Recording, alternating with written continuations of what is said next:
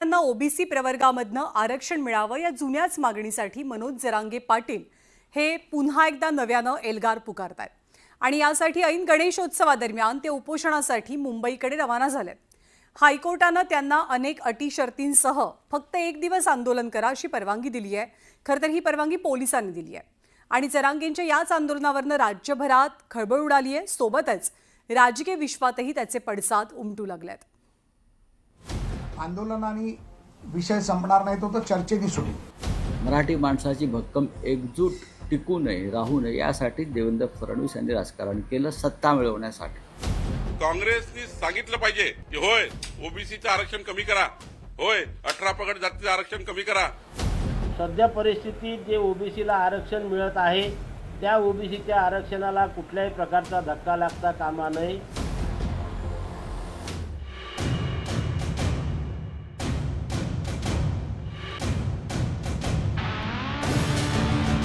मराठा आरक्षणाची मागणी घेऊन मनोज जरांगे पाटील मुंबईच्या दिशेने निघाले।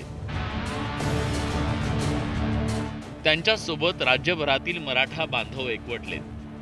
ऐन गणेशोत्सवात होणाऱ्या या आंदोलनाला परवानगी तर दिलीच, पण त्यात अनेक अटी शर्ती ठेवण्यात आल्या। विशेष म्हणजे 5000 आंदोलकांसह केवळ 1 दिवस आंदोलनाची परवानगी देण्यात आली। या पार्श्वभूमीवर विरोधकांनी सरकारवर टीका करण्याची संधी साधली। सन्माननीय मुख्यमंत्री फडणवीस साहेब, तुम्हाला आदरपूर्वक सांगतो, तुम्ही आम्हाला आड घालू नये ना 5000 लोकांची ही विनंती आहे, ना 1 दिवसाची, त्याला कायमस्वरूपी करावं।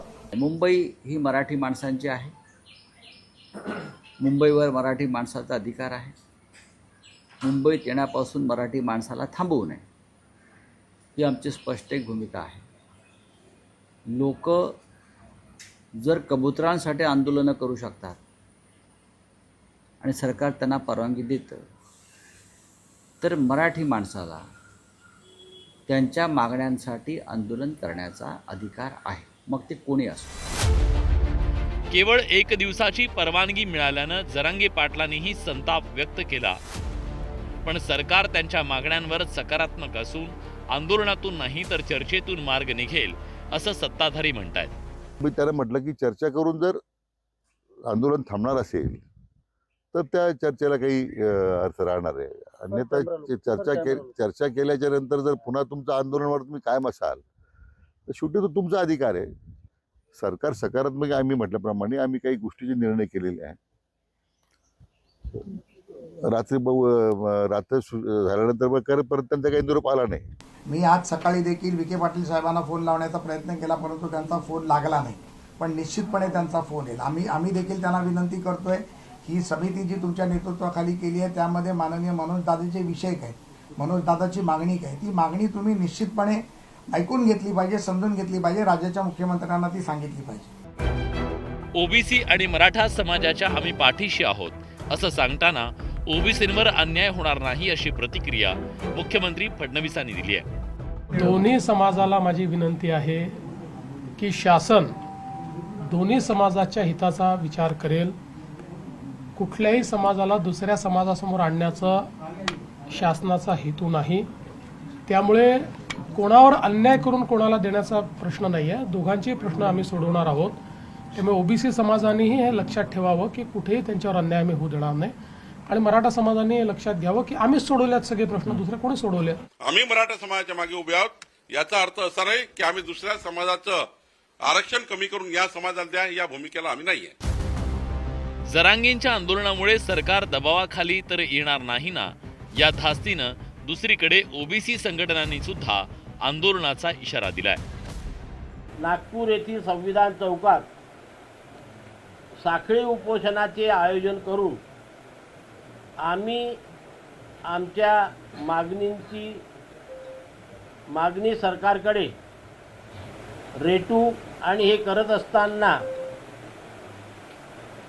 पुढे मुंबईला किती तारखेला जायचं, कशा प्रकारे कूच करायची याचं सुद्धा नियोजन आम्ही पुढच्या 15 दिवसामध्ये करू।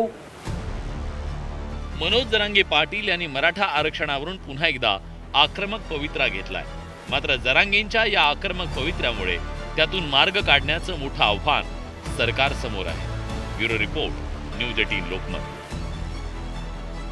मराठा आरक्षणासाठी मनोज जरांगे पाटील यांनी एल्गार पुकारलाय. आंतरवाली सराटीमधनं निघालेल्या मनोज जरांगे पाटलांनी मुंबईच्या दिशेनं आपलं मार्गक्रमण सुरू केलंय. याच दरम्यान त्यांनी आझाद मैदानात आंदोलनाला एकाच दिवसाची परवानगी दिल्यावरनं नाराजी सुद्धा व्यक्त केलेली आहे. त्याचसोबत राज्य सरकारला मोठा इशारा दिलाय. आरक्षणासाठी जरांगेंचा एल्गार. पण मी हटत नाही फडणवीस साहेब. हे बघा, तुम्ही गोळ्या जरी घातल्या तरी मनोज जरांगे जलणार, पण आता हटत नाही. एका दिवसाच्या परवानगीवरून केला सवाल. परवानगीचं करायचं काय करू, एक दिवसाची दिली म्हणजे ही चेष्टा आहे. गोरगरीब मराठ्यांची ही चेष्टा आहे. राज्य सरकारला थेट इशारा. बहुमताची सत्ता आली, मराठ्यांची वाली नाही. पुन्हा मराठ्यांची लाट, नाराजीचे तुमच्या विरोधात जर गेले तर येणारे दिवस हे राजकीय करिअर बरबाद करणारे असतील.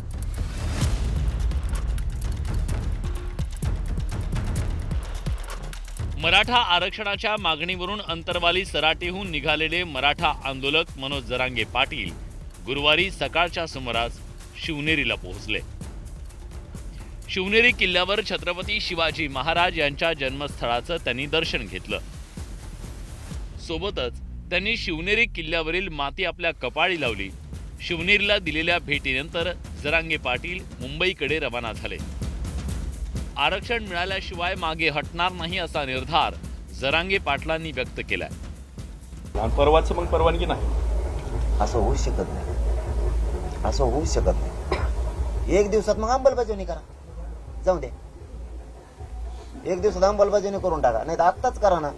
इथूनच गुलाब ट्रका भरतो आम्ही शिवनेरी किल्ल्यावरून. असं कसं होऊ शकतं? एक दिवसात उपोषण कसं करायचं? मग करा तुम्ही एक दिवसात मागण्या मान्य. तुम्हाला कोंडीत पकडण्याचा प्रयत्न केला.